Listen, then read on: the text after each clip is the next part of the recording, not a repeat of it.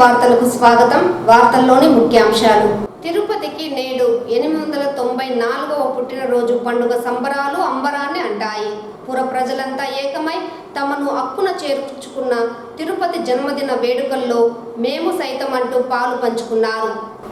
తిరుపతి పుట్టినరోజును పురస్కరించుకొని శ్రీ గోవిందరాజస్వామి చతుర్మాడ వీధుల్లో నిర్వహించిన ఆధ్యాత్మిక శోభాయాత్రలో తిరునగరి పులకించిపోయింది. గోవింద నామస్మరణతో పరవశించిపోయింది. సద్గురు శ్రీ రామానుజాచార్యులు తన అమృత హస్తాలతో 24 ఫిబ్రవరి 1130న శంకుస్థాపన చేయడంతో పాటు గోవిందరాజపురంగా నామకరణ చేయగా నేడు తిరుపతిగా బాసిల్లుతున్న ప్రాంతానికే టీటీడీ చైర్మన్ భూమన కరుణాకర్ రెడ్డి ఆధ్వర్యంలో వరుసగా 3వ సంవత్సరంలో కూడా ఆవిర్భావ వేడుకను వైభవోపేతంగా నిర్వహించారు. ఉదయం భూమన కరుణాకర్ రెడ్డి స్థానిక గోవిందరాజస్వామి ఆలయంలో ప్రత్యేక పూజలు నిర్వహించి శోభాయాత్రను ప్రారంభించారు. గోవింద నామ సంకీర్తనలు, భజనలు చేస్తూ పుర ప్రజలు భక్తి ప్రపత్తులు చాటారు.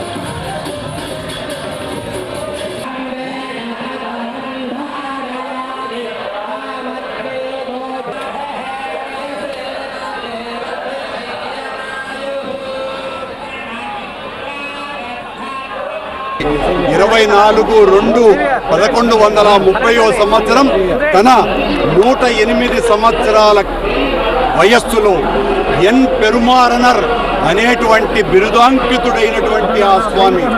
ఎన్ పెరుమారనర్ అంటే ఆయన జీవితంలో 100 సంవత్సరాల తర్వాత వచ్చేటువంటి ఒక గొప్ప గుర్తింపు. అది సౌమ్యనాథ సంవత్సరం, సౌమ్య సంవత్సరం.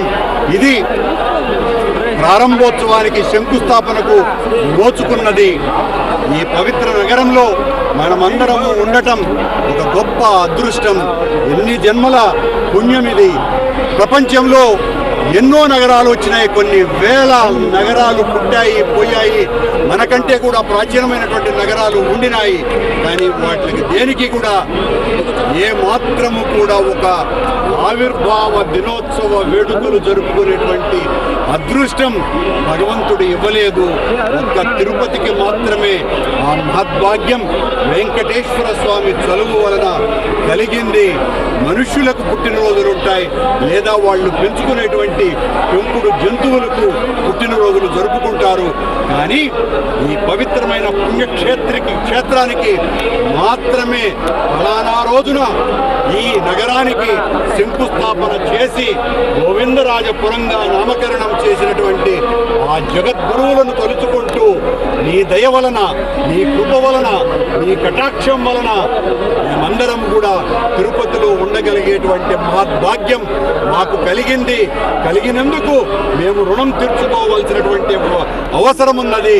అందుకే ఆ స్వామికి, వెంకటేశ్వర స్వామి పాదాలకు అర్చన చేస్తూ జగద్గురువులను తలుచుకుంటూ వైభవోపేతంగా బ్రహ్మోత్సవాలను తలపించే విధంగా ఈ రోజున ఆవిర్భావ వేడుకలు తిరుమల తిరుపతి దేవస్థానము మరియు మున్సిపల్ కార్పొరేషన్ వారి సహకారంతో అతి గొప్పగా జరపటం ఆ భగవత్ సంకల్పం.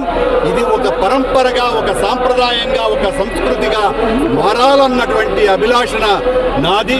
ఖచ్చితంగా దానికి ఈ రోజున బీజం పడింది. భవిష్యత్తులో ప్రతి సంవత్సరం కూడా ఈ రకంగా వేడుకగా, బ్రహ్మోత్సవంగా తిరుపతి ఆవిర్భావ వేడుకలు జరుగుతాయి.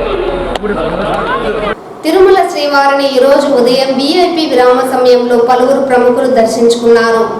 స్వామివారిని దర్శించుకున్న వారిలో మద్రాస్ హైకోర్టు న్యాయమూర్తి నాగార్జున, MP కోటగిరి శ్రీధర్, సినీ సంకీర్త దర్శకుడు రవి బస్సు వేరువేరుగా స్వామివారి సేవలో పాల్గొని మొక్కులు చెల్లించుకున్నారు. శ్రీవారి దర్శనార్థం తిరుమలకు విచ్చేసిన వీరికి ఆలయ అధికారులు స్వాగతం పలికి దర్శన ఏర్పాట్లు చేశారు.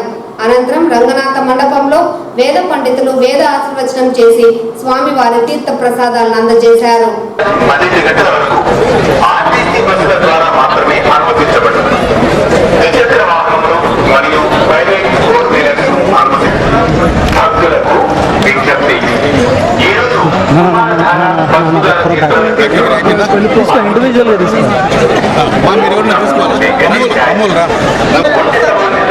బాధపడేవారని, హైబీపీ ఉన్నవారని మరియు వయోవృద్ధులను శ్రీరామయ్య దేవస్థాన ప్రసార కేంద్ర అంతర్గతలకు తుకారామయ్య కాయకులారే రామకావరు శ్రీరామయ్య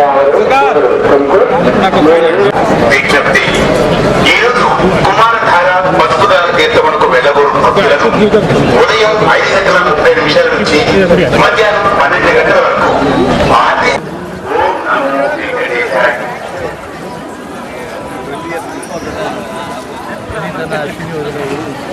ఓం నమో వెంకటేశాయ. భక్తులకు విజ్ఞప్తి, ఈరోజు కుమారధార పసుపుదార తీర్థమునకు సంబంధిత దారితో బాధపడేవారిని, హైబీపీ ఉన్నవారిని మరియు వయోవృద్ధులను కుమారధార పసుపుదార తీర్థమునకు అనుమతించబడదు. ఓం నమో వెంకటేశాయ. ఈ వార్తలు ఇంతటితో సమాప్తం. నమస్కారం.